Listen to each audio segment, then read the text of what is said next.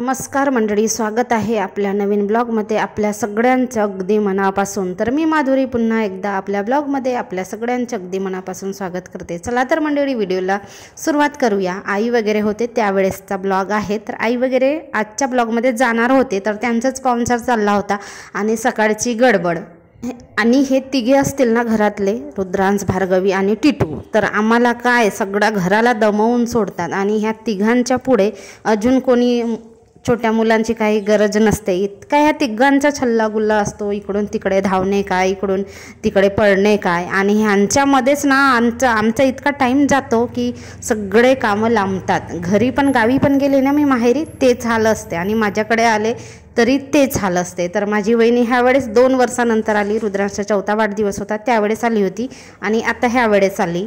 लावलं होतं सुरणाची भाजी, बऱ्याच दिवसापासून सुरण होता आणि सुरणाला कोंब पण आले होते, म्हणजे झाड जगायला तयार होता, पण भाजी खायचा होता आणि इथे लावायला सुद्धा जागा नव्हती म्हणून मी काही लावला नाही आणि मोठा होता त्यामुळे आम्हाला दोघांना भरपूर भाजी होत होती। तर म्हटलं हे पाहुणे आहेत तर आपलं सुरणसुद्धा संपणार, तर मी सुरणाची भाजी केली। आई भांडे घासते आहे, तिकडे भार्गवीची मम्मी इकडे पोचा लावते आहे।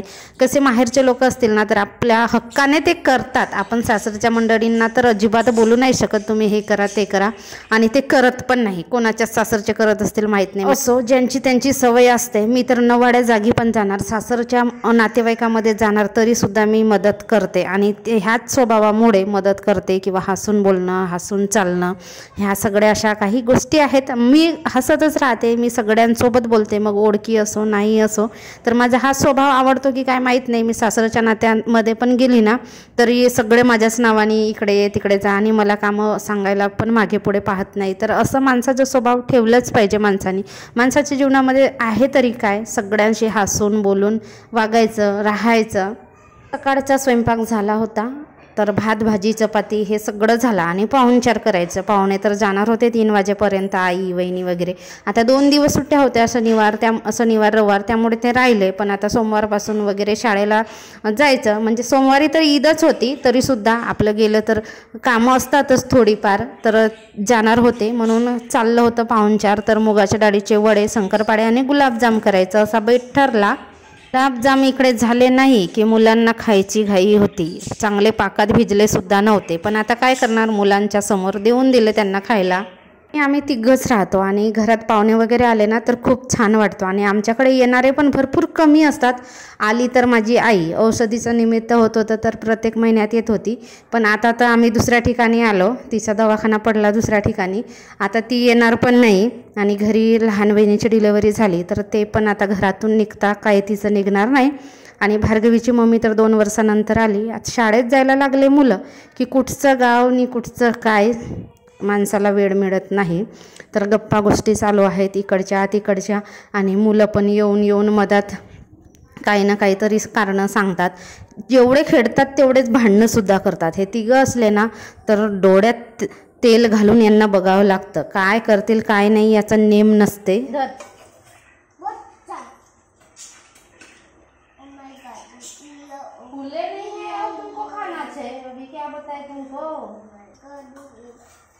अभी मत खा, हाँ अभी फूलने दे, फूलेंगे तब खाएगा तब अच्छे लगेंगे।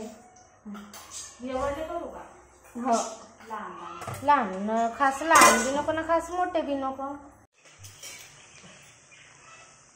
कोटी काढत असतं, त्या टाटीत काढते, हे टाटीत काढावच्यात काढ आता। अच्छे से बैठ के खा।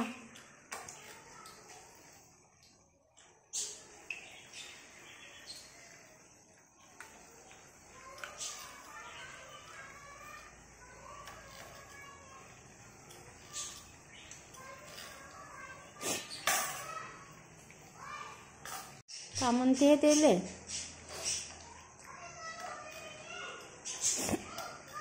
संभार पाहिजे वडे मध्ये, मग अजून चांगले लागते। 10 रुपयाचे 2 टन डाट रे संभार, 100 रुपये पाव आहे। पेरून देशील कोटी तर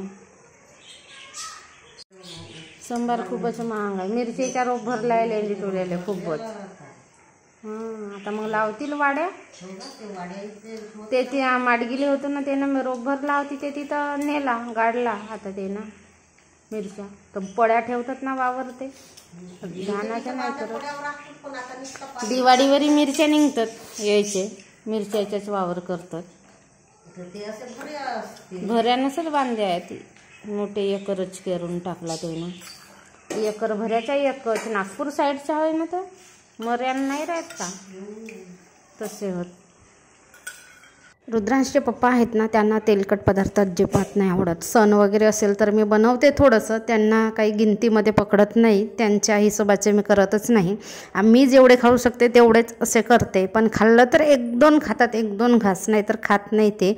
मग असे पाहुणे वगैरे आले तेव्हाच आपण बनवतो. आणि सण वगैरे असतील तेव्हाच बनवते मी. आणि माहेरी गेली तर असतेच, नॉनव्हेज पण असते आणि पाहुणचार पण असते. माझे आई बाबा आहेत ना ते नॉनव्हेज खात नाही, त्यामुळे आमच्याकडे त्यांच्यासाठी मग तेलकट काही ना काही करावंच लागतं. मग मी गेली तर एक निमित्त होतं, पाहुणे वगैरे गेले तर एक निमित्त होतं ना, तर खाऊन घेते. आणि माझं पण कसं आहे, मी पण आजकाल तेलकट खाणं कमी केलेलं आहे. नाहीतर आधी खूप खात होती. तर झाला गुलाबजाम आधीच बनवले होते, वडे झाले, आता शंकरपाळे बनवून पण झाले, फक्त तळायचे तेवढे बाकी आहेत तर मी तळते. आणि यांची आंघोळ झाली नव्हती तर आंघोळी पण सोबतच सुरू आहेत. ऊन निघाली तर कपडे ते वगैरे पण सुकतील. आणि जेवण केल्यानंतर अर्धा पाऊण तास थोडासा आराम करायचं आणि मग निघायचं असं त्यांनी ठरवलं. तर 3 वाजेपर्यंत निघतील. आणि गोंद्यावरून ना आमच्या गावाला जायला भरपूर बस असतात. इथूनसुद्धा नागपूर, अमरावती म्हणजे सुपर बसेस वगैरे आहेत गोंद्यापर्यंत जायला, त्याच्यामुळे बसांचा वगैरे तर काही प्रॉब्लेम नाही. संध्याकाळपर्यंत गेला, रात्रीच्या 9-10 वाजेपर्यंत गेला तरी इझिली पोहोचतात. आमचं गाव पण रस्त्यावरचं आहे, त्यामुळे यांचं जेवण झालं, तयारी झाली आणि हे निघाले जायला. तर याला पाहिजे आहे सँडल घालायचे नाही आहे, याला रुद्रांशी चप्पल घालायची आहे, त्याच्यासाठी त्याची रडाफडी चालू आहे. आणि रुद्रांश आहे तर तो म्हणतो की मी तुला चप्पल देत नाही, तू आपली सँडल घाल. आता याला सँडल नको आहे. आता बघा एवढी चांगली सँडल आहे तरी सँडल नाही घाललंस. चल सँडल घाल आपली, तशी नाही घालू. हा मग सँडल राहून सर स्लीपरला घालीन म्हणते तर का होय या पोरगा. स्लीपर तर गंदी आहे रे, सँडल तर चांगली आहे, सँडल घाल. ते सँडल ठेवते ना चप्पल घालीन म्हणते. बापा घाल लवकर, बस सुटल, तू राहशील मग केस बिघडवशील का. अरे केसा बिगड़ देंगे. चला चला चला निघा, चला. पाहुणे निघाले जायला. आणि घर कसं आजपर्यंत भरलेलं वाटलं, 2-4 दिवस खूप छान वाटला. आणि आता आले, आता माहीत नाही कधी येणार. आई तर कधी मध्ये येऊन जाते माझी, पण वहिनी नाही येत, 2 वर्षानंतर आली होती ती. आणि आता निघाले फायनली जायला. आणि रुद्रांशला पण जायचं होतं त्यांच्यासोबत. आता त्याचे मित्रमैत्रिणी जातात म्हटल्यावर, पण शाळा आहे, शाळेत कोण जाणार मग. खातं तर म्हणते हां मग.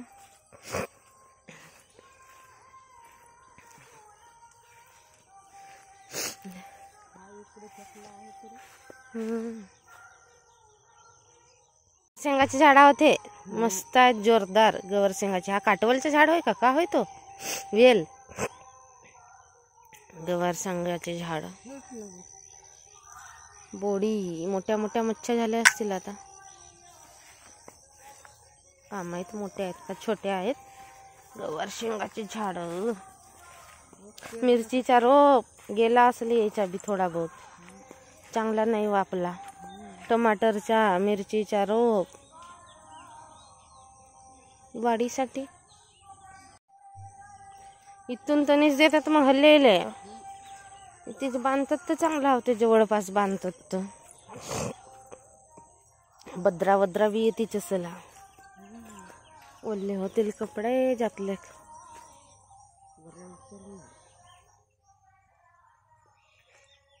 कसे गाडतील तर. ह्या धुऱ्याच्या गवत नाही कापला का बाबा, किती वाहलाय रस्त्यावरच्या धुऱ्याच्या कापावा गवत. कोणीकडे कापतात. हो तळ्याच्या पाणी होय. हा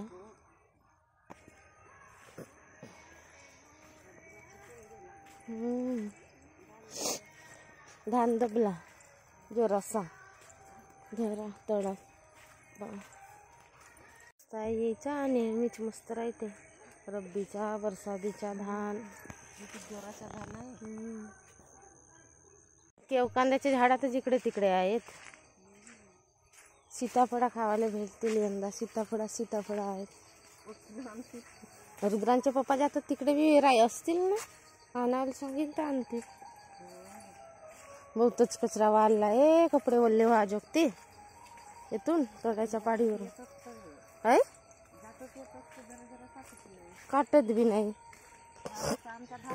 असा झाला आहे दुधा बागून गेला. मग तो भारीच काम आहे. मग पाणी तर येऊनच राहिला. जल्दी लावणं लवकर लावणं बेकार आहे बाप्पा. लवकर लावू मग असा होते धानाची आपत. अजून पाणीच येते तो त्याच्या बी दुधा बागला कोणाचा आहे तो तसाच झाला. तो तिकडे बी दुधा बागला आहे. तो दुधा बागून गेला आहे.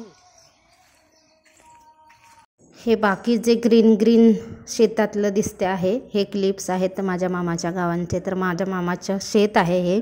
तर शेती बघायला आम्ही गेलो होतो. मेन म्हणजे 2 नंबरला डब्बा धरून गेलो होतो आम्ही. संडास वगैरे आहे पण कसं शेतातून फटका पण मारून होते म्हणून आई म्हणाली चला माझ्या मामाचं धान कसं आहे ते बघायला जाऊया. तर तिकडे गेलो होतो. तिथे एक बोडी आहे. तिथे मच्छ्या टाकलेल्या आहेत आणि जंगल पण भयानक आहे इकडे. आणि तऱ्याची पारीने मग आम्ही घरी आलो. तर असं सगळीकडे हिरवा गार कचरा आहे. तर आम्ही जातोच कधी गेलो ना तर फिरायला जातो. जसं मी माहेरच्या शेतामध्ये जाते, सासरच्या शेतामध्ये 1-2 दिवसासाठी गेली तरी जाते. कसं फिरलं तर आपल्याला करो काम किंवा नको करो पण फिरून तर आलंच पाहिजे. चला इथेच करते मी माझ्या ब्लॉगचा एंड. पुन्हा भेटू.